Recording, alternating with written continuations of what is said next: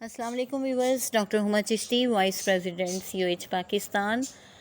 अपने channel homeo doctor Huma पे आप सबको वेलकम कहती हूँ।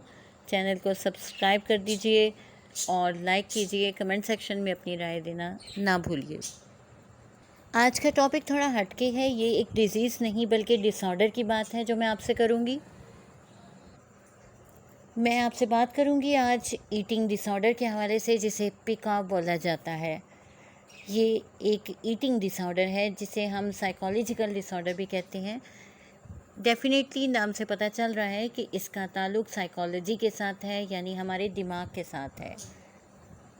रोज़मर्रा रूटीन में जब हम कुछ खाते पीते हैं तो किसी न किसी चीज़ के खाने की ख्वाहिश होती है। बिल्कुल इसी तरह से चंद एक लोग ऐसे भी होते हैं, चंद पेशेंट हमारे पास ऐसे भी आते हैं जो बताते हैं कि किसी ख़ास चीज़ की बहुत ज़्यादा क्रेविंग होती है, इंक्लिनेशन होती है, या कह लीजिए कि टेंडेंसी होती है। या सिंपल अल्फाज में अगर बात की जाए तो कोई एक चीज़ खाने की बहुत ज़्यादा रग़बत होती है, मिलान होता है, रुझान होता है। जैसे बहुत ही एक कॉमन बात है कि डिज़ायर फॉर होती है राइस, यानी रॉ राइस जो है वो बहुत ज़्यादा खाए जाते हैं। और ये डिज़ायर अक्सर आप सुनने को मिलता है कि कच्चे चावल खाता है पेशेंट। तो ये चीज़ बच्चों में भी, बड़ों में भी, प्रेग्नेंट फीमेल्स में भी यूजुअली मिलती है। बस इसी टाइप के डिसऑर्डर के हवाले से मैं बात करूँगी आज। राइस भी जो है, राइस ईटिंग जो है वो it is one of the desire of non nutritional foods, कि जो भी नॉन न्यूट्रिटिव फूड्स होते हैं, यानी अमूमन ऐसे फूड्स की ख्वाहिश कि जिनकी ग़िज़ाइयत तो नहीं होती लेकिन वो खाने को दिल चाहता है पेशेंट का। इस ईटिंग डिसऑर्डर को यूजुअली पिका बोला जाता है और ये यंग जो किड्स हैं उनमें भी हो सकता है। प्रेग्नेंट फीमेल्स में ये ज़्यादातर आपको कंडीशन सामने आती है। वो ऐसी चीज़ें खाते हैं जो हेल्थ के लिए प्रॉब्लम बन सकती हैं।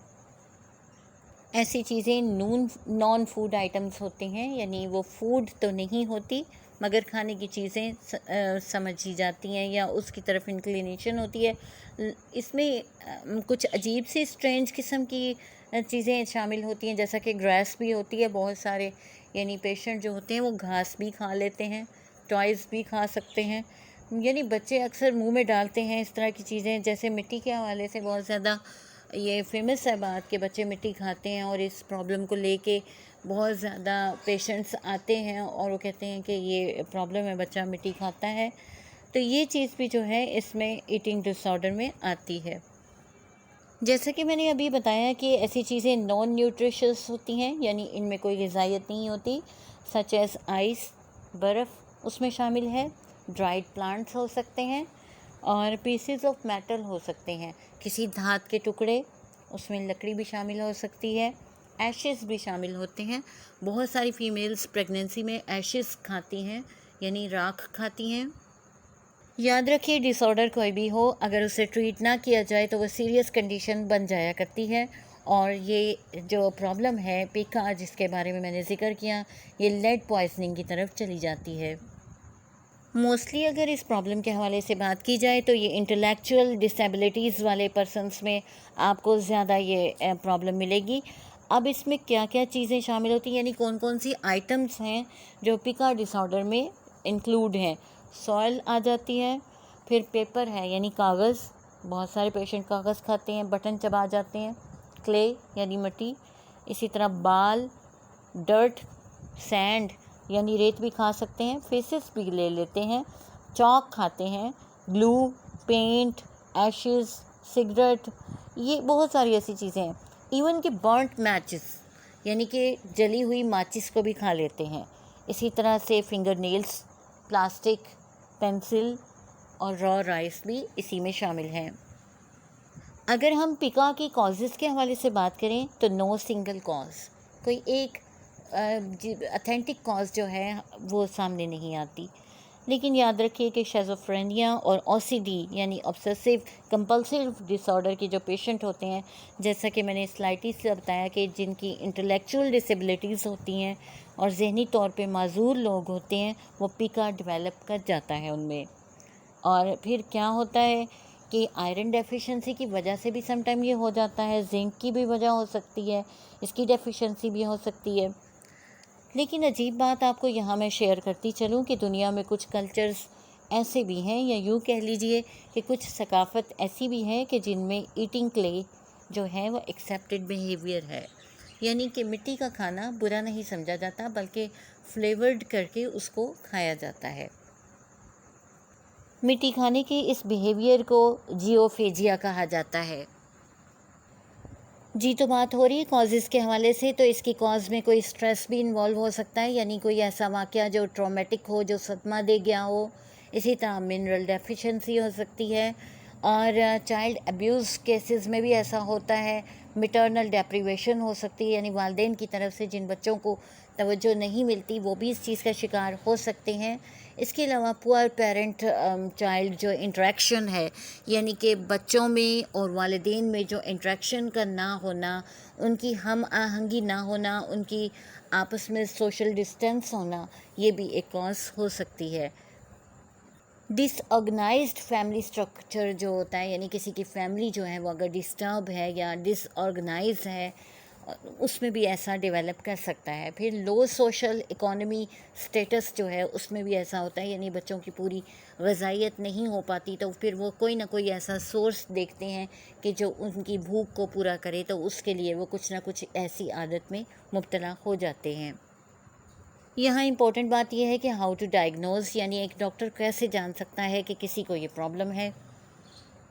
इसके लिए सबसे अहम बात पेशेंट की है, यानी if the patient is honest with doctor, तो फिर आप जान सकते हैं कि वो ईमानदारी से आपको बता देता है कि मेरे साथ ये प्रॉब्लम है डॉक्टर साहब, आप इसको देखें, इसको डील करें, मैं ये छोड़ना चाहता हूँ। तो ये चीज़ अगर है तो इजीली आप डायग्नोस कर सकते हैं। इसके अलावा कुछ ब्लड टेस्ट होते हैं, उनके ज़रिए भी हम देख सकते हैं, और फिर हम जिंक और आयरन के लेवल को चेक करवा के भी ये चीज़ चेक कर सकते हैं, और हमारे सामने ये कॉम्प्लिकेशंस या ये प्रॉब्लम आ जाती है।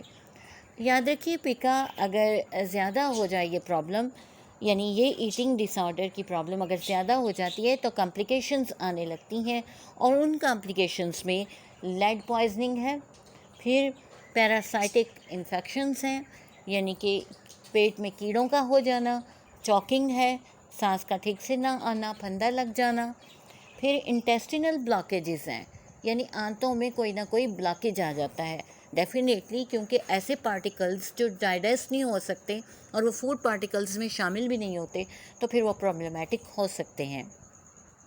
इन एलोपैथिक वे ऑफ ट्रीटमेंट आप देखें तो इसमें एक थेरेपी होती है, चेलेशन थेरेपी, और ये थेरेपी जो है नाम से आप अगर वाकिफ़ हों तो ठीक, नहीं तो मैं बताती चलूँ स्लाइटली सा कि इसमें क्या होता है कि मेटल इरेडिकेशन की जाती है फ्रॉम द ब्लड, यानी ब्लड में से मेटल को निकाल दिया जाता है। कुछ मेडिसिन्स होती हैं जो बाय माउथ या फिर इंट्रावीनस दी जाती हैं, और इसमें EDTA मेडिसिन जो है वो शामिल है, और इसके ज़रिए ये ट्रीट किया जाता है। याद रखिए, अगर ये ईटिंग डिसऑर्डर न्यूट्रिशनल इम्बैलेंसमेंट से हुआ है तो फिर विटामिन और मिनरल्स के सप्लीमेंट्स दिए जाते हैं इसको क्योर करने के सिलसिले में। और अगर कॉन्स्टेंटली, अगर याद रखिए एक बहुत ही इम्पोर्टेंट पॉइंट यहाँ आपको बताती चलूँ, कॉन्स्टेंटली अगर फ्राइड राइस खा रहे हैं, आप ब्रेड ले रहे हैं, नूडल्स हैं, पोटैटोज़ हैं, पास्ता है, इसी तरह केक या डोनट्स हैं, ये ख्वाहिश अगर कॉन्स्टेंटली आपके अंदर चली आ रही है तो इट इज़ अ साइन कि आपकी बॉडी एग्जॉस्ट हो रही है।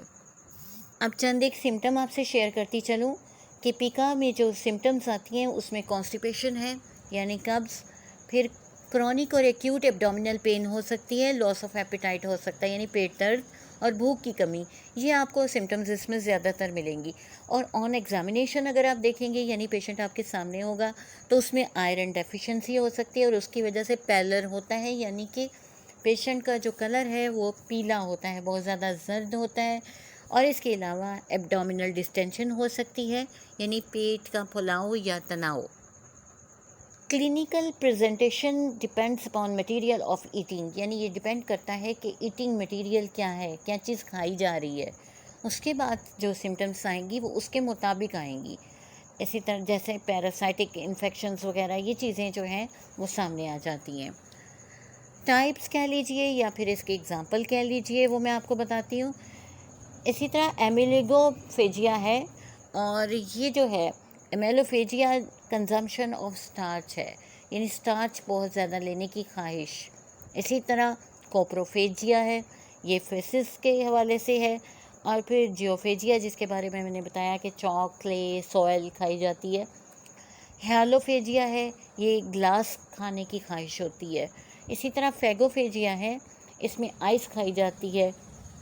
ट्राइकोफेजिया में कंजम्पशन होती है हेयर की या वूल की, यानी ऊन या बाल खाता है पेशेंट। यूरोफेजिया में यूरिन की डिज़ायर होती है, यानी पीना चाहता है वो। और इसी तरह ज़ाइलोफेजिया है, जिसमें वुड यानी लकड़ी खाने की ख्वाहिश होती है। अब बात कर लेते हैं होम्यो ट्रीटमेंट के हवाले से। तो हमारी होम्योपैथिक में हर डिज़ायर के ऊपर ऑलमोस्ट मेडिसिन्स मौजूद हैं, जो हर किस्म की, इस किस्म की इनक्रेविंग्स को, यानी कि बहुत ज़्यादा एग्रावेशन हो जाए तो उसको ठीक करने के सिलसिले में बेहतरीन मेडिसिन्स मौजूद हैं। सिलीशिया बहुत अच्छी हमारी मेडिसन है, नक्स वोमिका है, एंटीमुक्रिडम है, alumina top of the list है, कलकेरिया काब है, कलकेरिया फॉस है, नाइट्रिक एसिड, नेट्रम्योर और स्क्यूटा हो गई। हमारी बहुत सारी मेडिसन हैं जो इस पे यूज़ होती हैं और इस टेंडेंसी को ठीक करती हैं। आज के लिए इतना ही। किसी नेक्स्ट टॉपिक तक के लिए इजाज़त दीजिए। अल्लाह हाफिज़।